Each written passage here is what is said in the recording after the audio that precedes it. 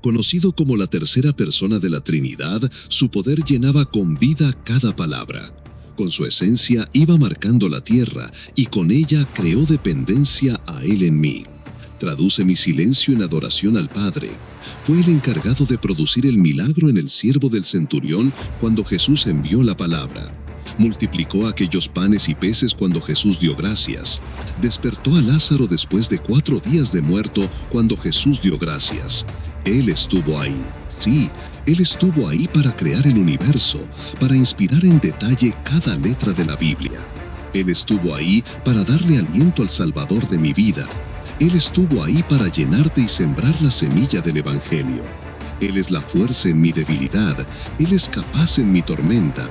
Él es aquella persona que puede levantarme cuando estoy caído.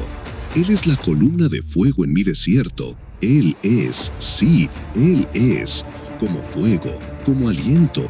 Lo he conocido, y en Él se ha gozado mi alma porque no me ha dejado solo. Sí, Él, Jesús, sí, Él caminó cada paso con los discípulos. ¿Qué no hará hoy en ti? ¿Qué no hará hoy en ese lugar?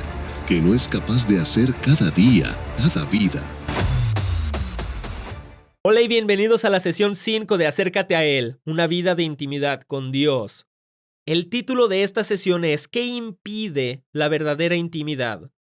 Después de lo que hemos visto en las primeras sesiones, la pregunta sigue siendo ¿por qué tantas personas no están experimentando una relación de intimidad con Dios? Y en esta sesión por fin responderemos esa pregunta. Pero antes de hacerlo, déjenme decir esto, Dios no es fácil de atrapar, por así decirlo. En Isaías 45:15 el profeta nos da esta increíble afirmación. Dice, en verdad tú eres un Dios que te ocultas, oh Dios de Israel, Salvador. Él es el Santo y el Rey de Reyes, y por tanto debe ser venerado. No podemos hablar sobre acercarnos a Dios sin hablar sobre el temor santo. Y eso es de lo que vamos a hablar en esta sesión. Es el fundamento de una vida de intimidad con Dios. Si vemos Proverbios capítulo 1, verso 7, dice, el temor del Señor es el principio, es el fundamento de la sabiduría. Y debemos preguntar, ¿de qué clase de sabiduría está hablando? No puede ser sabiduría científica porque puedes ir a la mayoría de universidades en los Estados Unidos y darte cuenta que no hablan mucho de Dios en sus cursos de ciencia, ¿ok?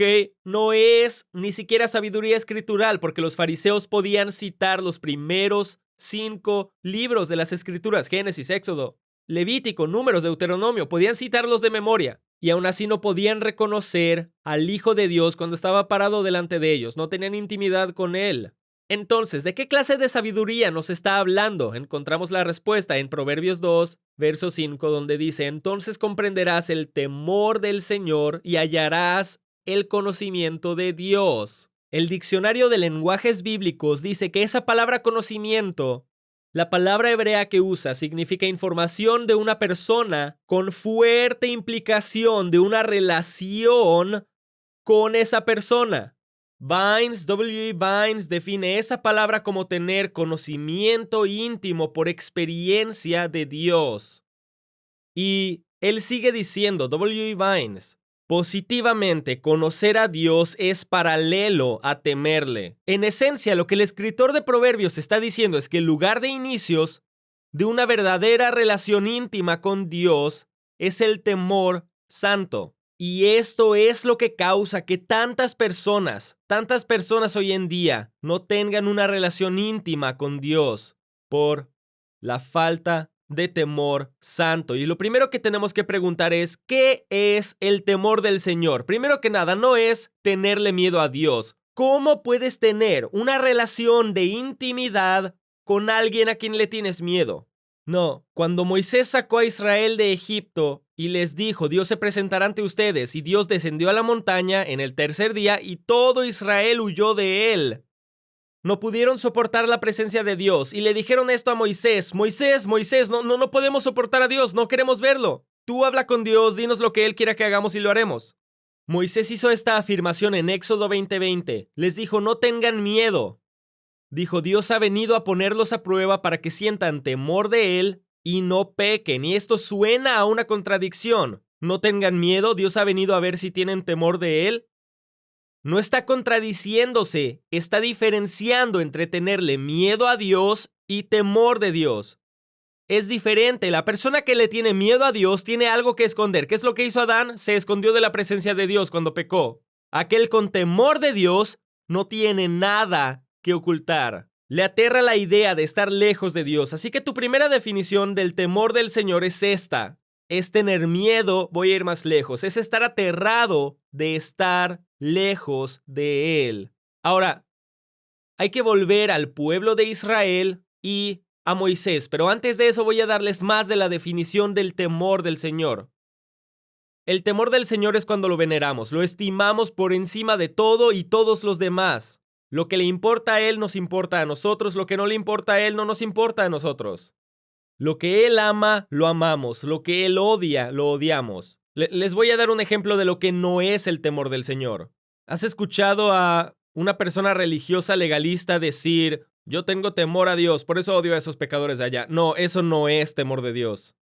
Estás odiando lo que Dios ama. Dios ama tanto a esos pecadores que envió a Jesús a morir por ellos. Dios odia el pecado que destruye a las personas, pero ama a esas personas. El temor del Señor es amar lo que Él ama, odiar lo que Él odia. Así que cuando Dios desciende a la montaña, leemos en Éxodo 20:21 que los israelitas se mantuvieron a distancia, pero Moisés se acercó a la densa oscuridad en la que estaba Dios. Y qué interesante, el pueblo huye y Moisés se acerca. ¿Cuál es la diferencia? Moisés temía a Dios, el pueblo no. Y de eso estamos hablando aquí. Entonces, cuando Dios ve que su pueblo huye, Él se lamenta, dice: estaba tan emocionado por presentarme ante mis hijos. Ahora debo crear un sacerdocio. ¿Qué es un sacerdocio? Debo crear un grupo de hombres que se acercarán a mí a nombre del pueblo, porque eso es lo que pidieron. Dijeron: oye, tú habla con Dios, dinos lo que Él diga, nosotros obedeceremos. Y no pudieron obedecer en todos esos años, pero esa es otra historia. Así que Dios inicia un sacerdocio. Y en Éxodo 19:24, cuando Dios está hablando con Moisés, Él le dice esto, y muchas personas lo pasan por alto. Dios dice: vuelve a subir. Tú, esto es lo que le dice a Moisés, vuelve a subir a la montaña, tú y Aarón contigo. Ahora, Dios acaba de invitar a Moisés y Aarón a subir a su presencia porque va a establecer este sacerdocio y Aarón será el primer sumo sacerdote. Pero si sigues leyendo encontrarás algo que es increíble. Moisés termina en la cima de la montaña 40 días, Aarón termina de vuelta en el campamento. Aunque Dios le pidió a los dos subir, Aarón terminó de vuelta en el campamento. ¿Por qué? Porque Aarón encontraba más comodidad en la presencia de personas que en la presencia de Dios. Y tienes que hacerte esa pregunta. ¿Dónde tienes mayor comodidad? ¿Estás más cómodo en la presencia de personas o estás más cómodo en la presencia de Dios? Aarón no estaba cómodo en la presencia de Dios, por eso gravitó de vuelta a las personas, ¿verdad? ¿Y qué pasa? Después de que Moisés lleva tanto tiempo en la cima de la montaña, en Éxodo 32, el pueblo, al ver el pueblo que Moisés tardaba en descender del monte, ellos se congregaron ante Aarón y le dijeron: haz para nosotros dioses que vayan delante de nosotros. Y escucha esto. Porque a este Moisés, y nota que no dice porque a Dios, porque a este Moisés no sabemos qué le haya acontecido. No dicen porque a Dios, a este Dios, no sabemos qué le pasó a Dios. Dicen a Moisés. Ahora, la razón por la que me estoy enfocando en esto es porque cuando el pueblo dice: haz para nosotros dioses que vayan delante de nosotros, yo creo que a los traductores les dio miedo y escribieron dioses con D minúscula, D-I-O-S-E-S, porque les pudo dar miedo lo que está pasando aquí, porque la palabra hebrea traducida aquí como dioses es Elohim. Ahora déjenme explicarles esta palabra. La palabra Elohim se encuentra 2606 veces en el Antiguo Testamento. Y escucha con cuidado. En aproximadamente 2350 veces que esta palabra se usa en el Antiguo Testamento se refiere a Dios Todopoderoso que servimos, ¿ok? En Génesis capítulo 1, Elohim es encontrada en 32 ocasiones. El primer verso de la Biblia: en el principio Dios creó los cielos y la tierra. ¿Sabes cómo dice? En el principio Elohim creó los cielos y la tierra. Así que el pueblo de Israel, el pueblo le dijo a Aarón: ven y haznos a Elohim que vaya delante de nosotros. No sabemos qué le pasó a Moisés. ¿Te estás dando cuenta de lo que está pasando aquí? Ahora, 250 veces en el Antiguo Testamento aproximadamente Elohim se refiere a un Dios falso. Así que siempre hay que leerlo en contexto para entender si se refiere al Dios todopoderoso, creador del cielo y de la tierra, o a un Dios falso. Así que sigamos leyendo para tener el contexto. Aarón les dice, tráiganme todo su oro, tráiganme toda la joyería de oro. Puso todo ese oro al fuego, lo fundió y con eso hizo un becerro. ¿Claro? Ahora, esto es lo interesante. Entonces el pueblo, al ver el becerro, dijeron, este es tu Elohim, este es tu Dios, Elohim, oh Israel, que te sacó de la tierra de Egipto. Aquí descubrimos lo que están diciendo.